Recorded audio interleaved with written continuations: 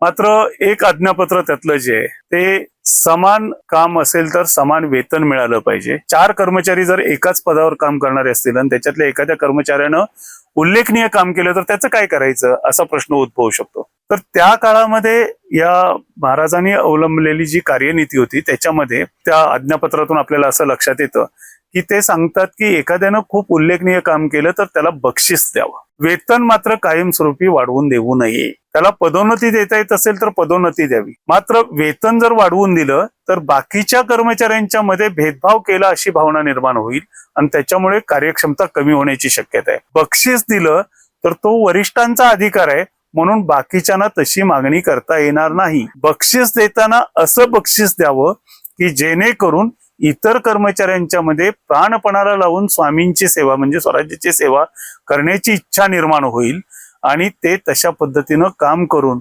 स्वराज्याचा लौकिक वाढवतील.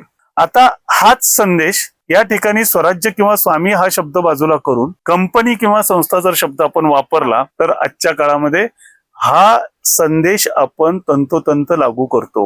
Man of the year किंवा employee of the year, employee of the month किंवा इन्सेंटिव्ह देणं, हे सगळे प्रकार आजच्या कॉर्पोरेट वर्ल्ड मध्ये जे आहेत या गोष्टी श्री शिवछत्रपती शिवाजी महाराजांनी 350 वर्षापूर्वी प्रत्यक्षात अंमलात आणलेले आहेत.